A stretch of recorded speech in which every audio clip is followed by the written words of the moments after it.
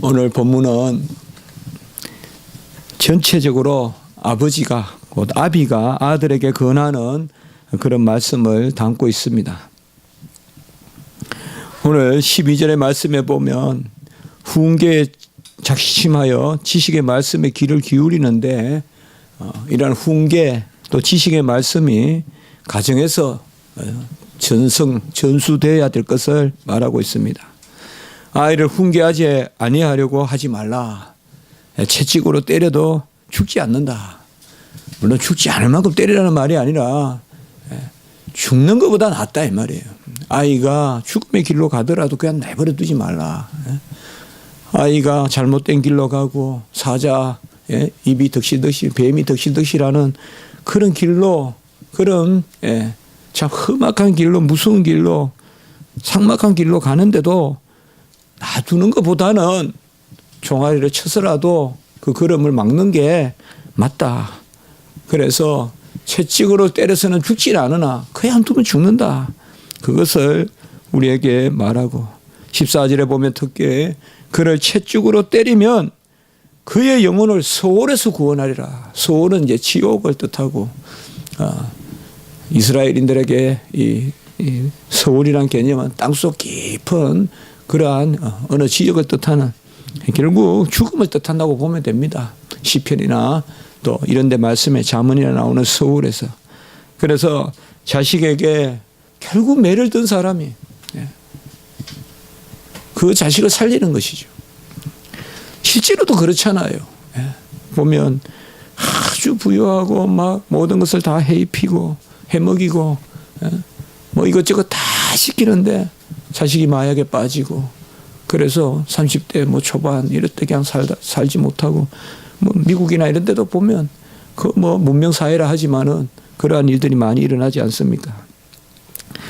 바로 오늘 그 가운데서 내 아들아 만일 내 마음이 지혜로우면 나하고 내 마음이 즐겁겠고 그래서 아들에게 무엇을 요구하느냐 그것을 우리가 먼저 한번 살펴보면 좋겠습니다.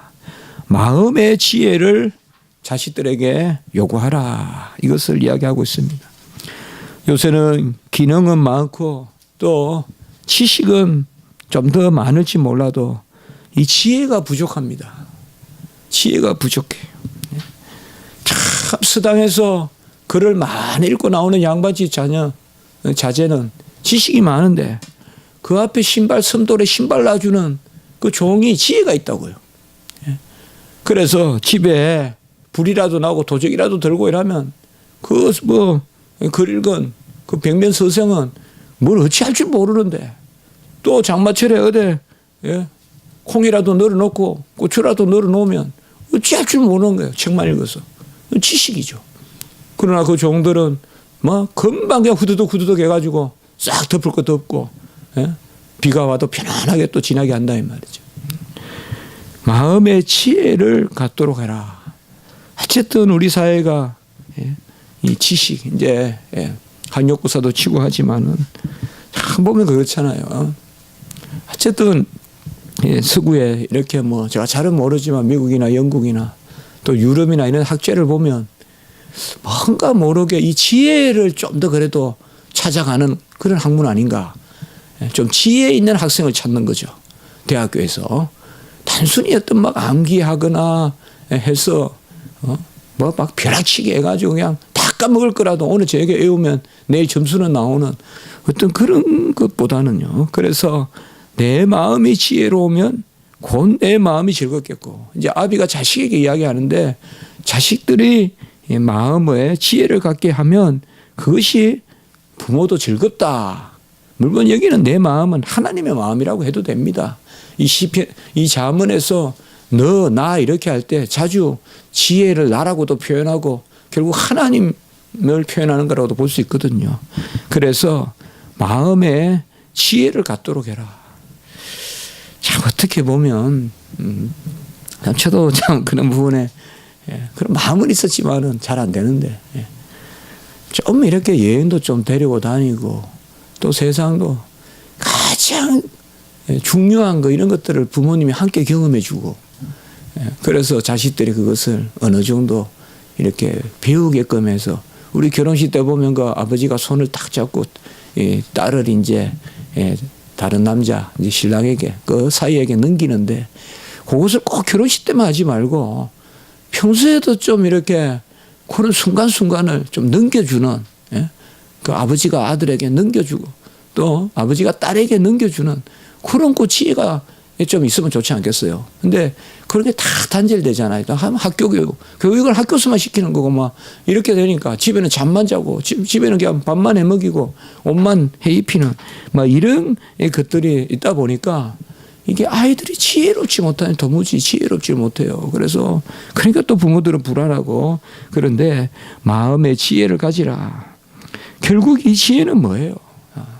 우리가 세상에서 말하는 지혜도 단순한 지식을 넘어서지만 결국 여기서 말하는 아이들의 마음이 지혜로우면 내가 즐겁다 할 때는 이 지혜는 마음이 하나님께 합하고 매사 하나님의 뜻을 구하고 또 그 뜻대로 어쨌든 노력하면서 살려고 하는 하나님의 음성을 듣고자 애쓰는 그러한 것들을 아이들에게 좀 시키라 이거죠. 우리가 아이들이 스스로 젖을 찾아 먹습니까? 억지로라도 아이를 땡겨다가 물려야 젖을 물려야 아이가 살잖아요. 마찬가지입니다. 하나님께 어릴 때는 갖다가 물려야 돼. 갖다가 물려야 됩니다. 소요리 대요리 문 다 가르치고 그 한국교회가 그렇게 해야 됩니다. 갖다가 아이들에게 물려야지. 아이들이 판단해서 좋은 것만 가가지고 아이들이 좋아하는 자리만 앉히려고 그러고 그렇게 하면 어떻게 배우겠냔 말이에요. 아이들이. 바로 그것입니다. 어릴 때 마음의 지혜를 갖도록 하나님께 부착해서 살도록 여호와의 말씀을 날마다 묵상하고 또 그것을 즐거워하도록 그러다가 젖을 물리듯이 갖다 물리라는 것이죠. 그것이 바로 마음의 지혜를 갖도록 하라. 그리고 16절에 보면 또한 정직한 입술을 말하고 있습니다. 만일 내 입술이 정직을 말하면 내 속이 유쾌하리라. 부모가 자식이 부모 앞에 와서 막 거짓말을 하면서 아버지 이런 사업 한번 해보겠습니다. 그게 사기고 도둑이고 그러면 부모가 유쾌하겠습니까? 그렇지 않아요. 자식이 그냥 농군의 아들로서 땀을 뻘뻘 흘리고 아버지 이번 가을에는 옥수수를 좀 조를 또 수수를 좀 소출해서 우리가 겨울에 좀 떡도 만들어 먹고 그때 유쾌하다 이거죠. 내 속이 유쾌하다. 내 입술이 정직을 말하면 그러니까 아이들을 어릴 때 정직하게 거짓 없이 자라게끔 하라. 이 거짓말은 정말 그 전념성이 얼마나 강한지 한 번 거짓말을 하면 10가지를 또 배우고 또 10가지 거짓말을 하면 1000가지 10,000가지를 배우는 게 이 거짓이거든요. 아이들이 보면 우리가 그렇게 이야기하잖아요. 아이들이 교육학자들도 이야기하잖아요. 거짓말을 2살, 3살부터 배운다는 거죠. 거짓말. 거짓말을 배우는 것이 뭐냐 하면 정도대로 하는 것보다 조금 빗나가게 했을 때 부모들이 오히려 그걸 인정해주고 나에게 좀 남는 게 있고 이런 이제 상황 속으로 자꾸 들어간다는 거예요. 어릴 때부터. 그냥 올곧고 정직하면 그냥 무시당하고 뭔가 좀 이렇게 할 때 더 주목도 받고 또 더 인정도 해주고 말이죠. 그러니까 이제 그게 어떻게 보면 그 사회의 어떠한 수준 아니겠어요. 그런 사회 속으로 점점 끌려 들어가는 거죠, 아이들이. 알게 모르게 거짓을 배우고 그냥 10마디 하면 9마디는 그냥 거짓말이고 뭐 이렇게 자꾸 요새는 뭐 어떤 젊은이들이 보면 그냥 거짓말을 그냥 마치 그 뭐라 그럴까요? 하나의 그 유행같이 하는 이런 것도 있어요. 그러니까 뭐를 이야기를 하면 아무리 3번, 4번 불어도 똑바로지게 이야기를 안 해요. 그런 게 있어요, 우리 요새 젊은이들이. 저도 학생들 의무적으로 1학년 되면 면담해야 되는데요. 무슨 질문을 던지면 계속 말이 겉돌아가요. 그게 뭔가 하면 어릴 때부터 그렇게 뱉는 거예요. 예와 아니오를 분명하게 하라고 우리 주님이 말씀하셨는데 말이 겉도는 거예요. 그거 뭔가 하면 말은 우리 정신 상태로 드러내는데 오늘 여기에 보면 정직한 입술을 가지라. 그러면 내가 유쾌하리라. 사실 우리가 하나님 앞에서 입술로 고백하고 또 기도도 하고 또 하나님 앞에 우리가 나아갈 때 가장 중요한 것은 내가 뭘 과장해서 하나님 이런 걸 해보겠습니다. 어떤 회사 이런 데 면접할 때 내가 할 수 없지만 일단 모면하기 위해서 저는 이런 거 할 수 있습니다 하는 그런 것이 아니죠. 특별히 하나님은 다 아시니까. 하나님 앞에 갔을 때는 우리는 뭐예요? 나는 할 수 없습니다. 나는 부족합니다. 맞잖아요. 나는 연약합니다. 잠시후를 알지 못합니다. 정말 잠시후를 알지 못합니다. 이 정직한 입술이 있어야 하나님을 유쾌하게 하는, 하나님을 즐겁게 하는 그것을 오늘 또한 말씀해 주고 있습니다. 우리가 자주 나누지 않습니까? 특별한 일 없으면 열매 맺는다. 저는 항상 그렇게 생각하거든요. 하나님 살아계시고 하나님이 모든 만물을 먹이시는 것보다 하물며 너희일까 보냐. 우리를 먹이시는 그 하나님이시기 때문에 우리는 정직한 자리에서 특별히 이러한 사회가 혼란스럽고 또 여러모로 한쪽이 온전치 않으면 다른 쪽으로 온전하겠어요. 모든 것은 총체적으로 항상 구조적인 문제를 안고 있는데 이럴 때일수록 우리가 좀 더 생각할 것은 너무 남을 비난하거나 또 그런 것도 있지만은 정직해야 된다는 거죠. 정직하게 나도 헤아려 보고 남도 판단하더라도 그런 것들을 우리가 생각해 볼 수가 있다. 그래서 마음의 지혜와 정직한 입술과 그리고 17절에 보면 아이들에게 무엇을 가르치느냐. 죄인들이 형통하는 것을 부러워하지 말고 못난 사람들이 잘 살고 적당주의가 판을 치고 이러한 것을 부러워하지 말고 여호와를 경외하라라고 이렇게 말씀하고 있습니다. 여호와를 경외하는 것이 지혜와 지식의 근본이라는 것은 잠언에서 계속해서 말씀하고 있는 것입니다. 이 17절의 말씀은 달리 말하면 여호와를 경외하는 것과 죄의 형통, 죄인의 형통은 같이 양립할 수 없다는 것입니다. 죄인이 형통한 것도 누리면서 여호와를 경외할 수 없다는 것입니다. 여호와를 경외하는 자는 죄를 떠나려고 해야 되고 죄인들의 형통에 미련을 갖지 않아야 된다는 것입니다. 가장 의인들이 빠지는 게 뭐예요? 죄인들의 그 형통의 맛을 보려고 동참하다가 다 끌려 들어가는 거예요. 멀쩡하게 잘 배우고 똑똑하고 어릴 때부터 잘 배워가지고 말이죠. 아주 공부도 하고 열심히 살았던 사람들이 왜 하루아침에 퍽퍽 쓰러지냐 이 말이에요. 그렇게 열심히 공부하고 엘리트란 말을 듣고 무슨 고시 수석이라고도 하고 그래가지고 그 코스로 올라가다가 왜 어느 순간 퍽퍽 넘어지냐 이 말이에요. 죄인의 형통을 부러워하니까 그렇습니다. 제가 우리 교회 성도님들에게 자주 그걸 이야기하잖아요. 잘 살라고 너무 잘 뛰어나게 살려고 하지 말고 정직하게 살고 하나님 앞에 올곧게 살아라. 여호와를 경외하는 사람은 저 사람 보니까 우리 다 있거든요. 우리 마음에. 저 사람은 조금 덜 하는데도 잘 살고 이런 방법을 알고 있고 이제 그것을 이제 부러워하다 보면 여호와를 경외하는 것을 떠나는 것이죠. 왜? 여호와는 해전하는 그림자도 없고 여호와는 항상 의로우시고 절대 거룩하시기 때문에 여호와를 경외하는 자들이 여호와를 가까이 하는 자들이 죄를 즐거워할 수가 없거든요. 그렇기 때문에 너희들은 죄인의 형통을 두려워하지 말라라고 말씀하고 있습니다. 18절의 말씀에도 보시면 정령이 내 장래가 있겠고 내 소망이 끊어지지 않는데 그것은 바로 여호와를 경외하는 자들에게만 장래가 있고 소망이 끊어지지 않는다라고 말씀하고 있습니다. 오늘 특별히 이 세 가지를 자녀들에게 가르치라라고 우리가 먼저 이 말씀을 통하여서 볼 수가 있습니다.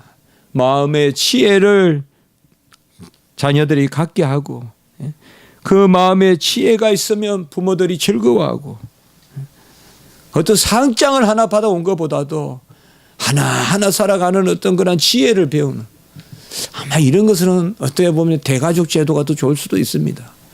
어릴 때부터 더불어 사는 거, 어릴 때부터 어떤 위계 질서, 또 위도 있고 아래도 있고 이런 거를 좀 대가족 때는 배우죠.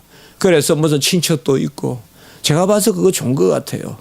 어쨌든 인간은 사회적으로 더불어 사는 존재니까 말이죠. 근데 핵가족이 되다 보니까 참 지혜가 없어요. 그냥 보이는 거 그거 한 가지만 있어요. 뭐 1년의 삶이 그냥 똑똑 부러지는 그거밖에 없어요. 그러니까 뭔가 이렇게 배우는 기회가들이 많이 없는 것 같아요, 사회들이. 그냥 그거 하나만 알아요, 그거. 학교는 학교만 알고, 또 학원이면 학원만 알고. 그 마음의 지혜를 갖고 정직한 입술을 갖고 여호와를 경외하라. 이러한 가운데 오늘 말씀은 자녀들에게 좀 더 구체적인 것을 요구하고 있는데, 그것은 아까 말씀과 같이 죄인의 형통, 악인의 형통을 부러워하지 말고 죄인들과 악인들과 한자리에서 그것을 누리지 말라고 오늘 특별히 말씀하고 있습니다. 악인과 더불어 먹고 마시지 말고 악인이 주는 것을 즐거워하지 말라. 요새 무슨 기념납법이나 이런 게 있는데요. 어떻게 보면 오늘 말씀이 바로 그런 거와 비슷한 그런 말씀을 담고 있습니다. 오늘 앞으로 가서 1절에 한번 보시면 건세 있는 간음과 음식을 나누지 말라 이렇게 말하고 있습니다. 간음과 함께 음식을 나누지 말라, 이건 간단합니다.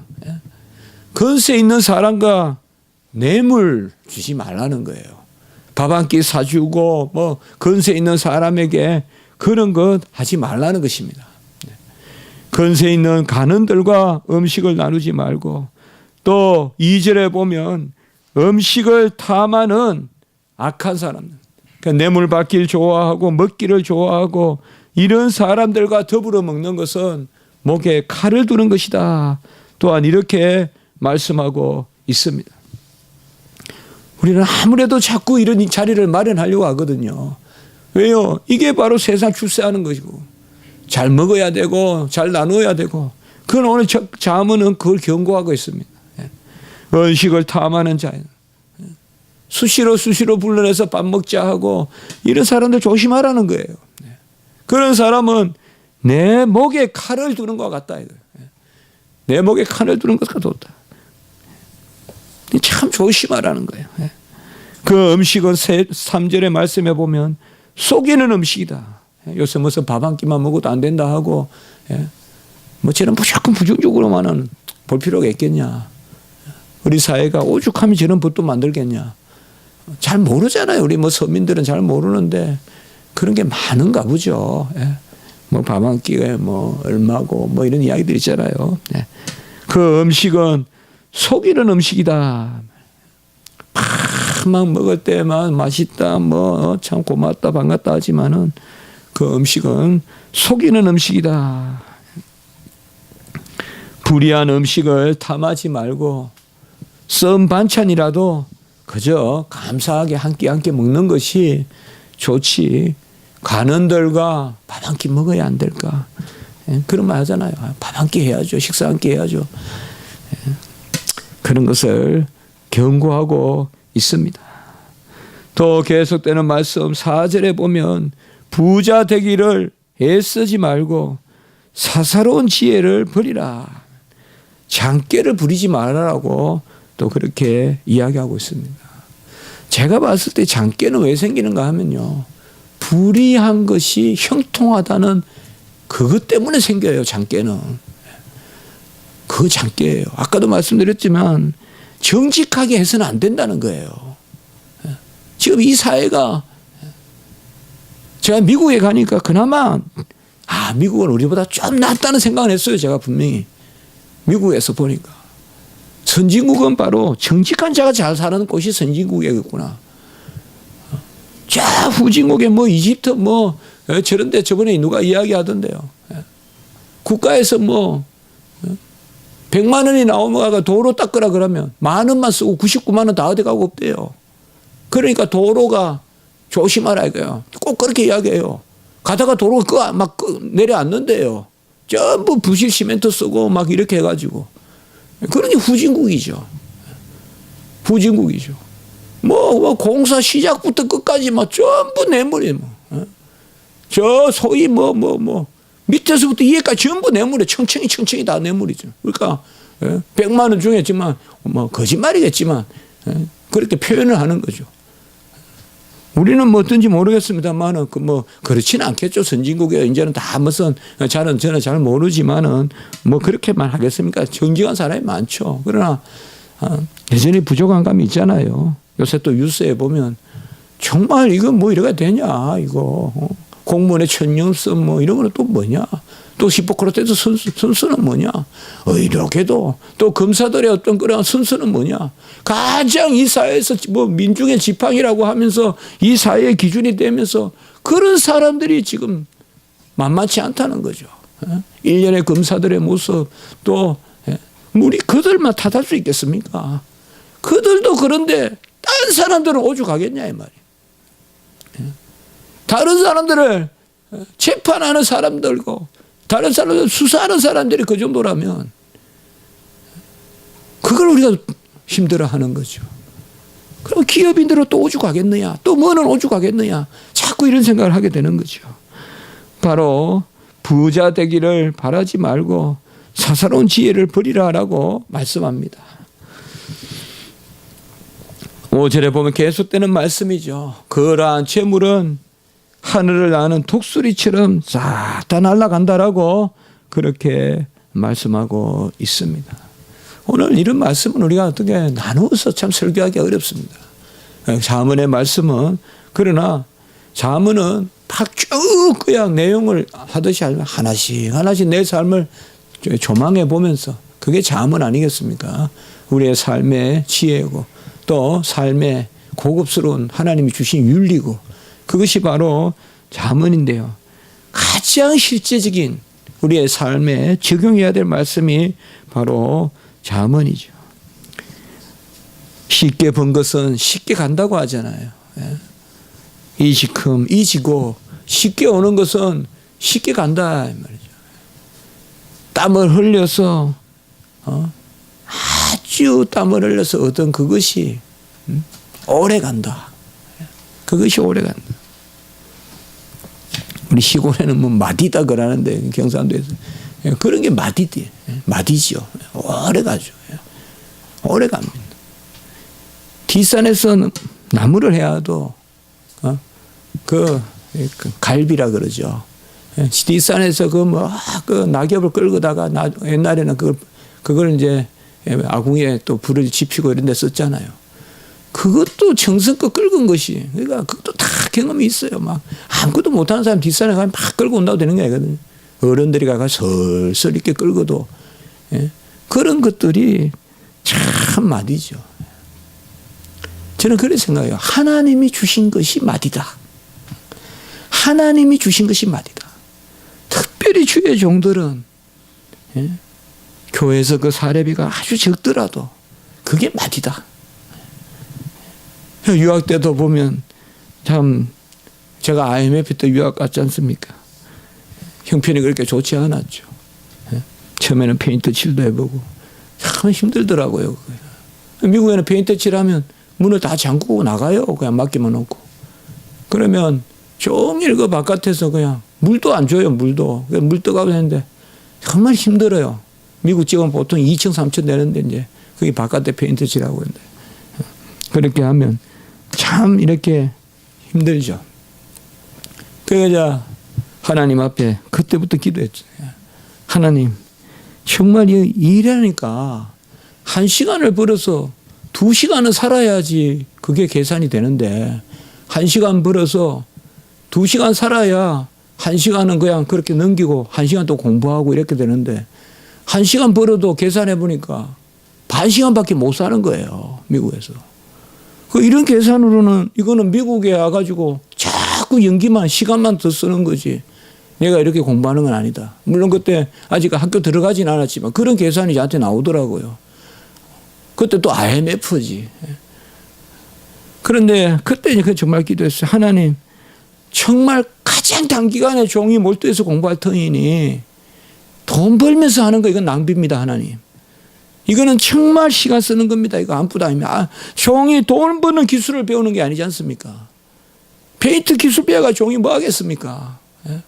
지금 이거 1시간 벌어가지고 1시간에 8,000원씩 준다. 뭐 6,000원씩 7,000원씩 준다. 그거 가지고 1시간 사는 돈은 2만 원 3만 원 드는데 어찌 그게 감당하냐 이 말이죠. 그래서 하나님 그래 하지 마시고 제가 그 대신에 공부 열심히 해서 빨리 마칠 테니까 장학금으로 되게 해 주십시오. 뭐 그때 이제 정말 그 이후로는 제가 일을 안 하게 됐어요. 장학금도 받게 되고 또 교회를 섬기게 되는데 저 디트로이트까지 제가 그란 레피즈 이번에 트럼프가 마지막에 그 유세했던 그 그란 레피즈가 제가 다녔던 학교거든요. 그 그란 레피즈가 옛날에 포워드 대통령도 거기 있었고 그런 중요한 곳이에요. 미시간주에. 그런데 거기에서 이제 거의 뭐 2시간 동안 또 차를 타고 가서 교회를 2년 반 동안 섬기고 하는데 그 교회에서 그때 $1,000를 주셨어요. $1,000가 참 큰 돈이죠. 요새 어떻게 하면 한 110만 원, 120만 원 됩니까? 지금 생각하면 참 너무 고맙죠. 눈물 겹도록 고맙죠. 그걸 저에게 뭐 꼭 그렇게 주셨어요. 근데 그게 참 그 마디인 거예요. 그게 그가 못 살아요. 그 당시에 못 살지만은 그냥 하나님이 주신 그거는 좀 보면 같은 $1인데도 $10 같이 쓰이고 말이죠. 마음이 그래. 마음이 그런지 하여튼 그렇거든요. 우리가 이게 잘 알아야 됩니다. 돈이라는 것은 묘해서 꼬리가 길단 말이죠. 이게. 그러니까 제대로 들어온 그러한 재물이 내 거지. 이거는 섣불리가 슬금슬금 들어오는 이런 돈을 다 그냥 무슨 돈이니 속된 말로 막 이런 돈도 많다 그러잖아요. 우리나라에. 그냥 주인 없는 돈이니 그런 거 슬금슬금 만지다가는 그 꼬리가 길단 말이에요. 그게. 다 그거에 퍽퍽 넘어집니다. 그게.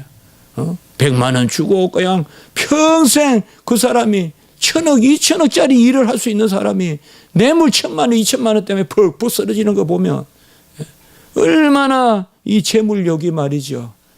금전을 사랑하는 것, 돈을 사랑하는 것이 일만하게 근본이라고 성경에서 말해주고 있잖아요. 돈을 사랑하는 것이 일만하게 근본이다. 돈 있어도 실제로 그거 가지고 무슨 크게 쓸데도 없는 사람이 그냥 돈을 일단 끌어모으고 보려고 하는 그러한 심리들이 있다. 우리나라 기업도 그게 문제거든요. 문어발식 확장을 하잖아요. 이렇게 하면 안 되거든요. 그냥 일단 자꾸 애형 막 크게 만들어 놓고 보려고 하잖아요. 그래야 우선 단체 가서도 대우도 받고 그렇게 한다 그러잖아요. 그래 오늘 여기 말씀이 바로 그거거든요. 하나님이 나에게 주신 것을 귀하게 여기고 그렇지 않은 것은 독수리의 날개가 있어가 싹 날아가는 새와 같이 독수리와 같이 그러한 재물들은 날아가는데 독수리가 그냥 갑니까? 다 물고 가죠. 있던 것까지 다 끌고 간다 이 말이에요. 있던 것까지. 열심히 땀 흘리고 천직은 없어요. 천직만 있지. 천직은 없어요. 천직만 있지. 천한 직업은 없어요. 하나님의 직업만 있지. 하늘 직업만 있지. 그게 우리 청교도 사상이에요. 천직은 없어요. 천직만 있어요.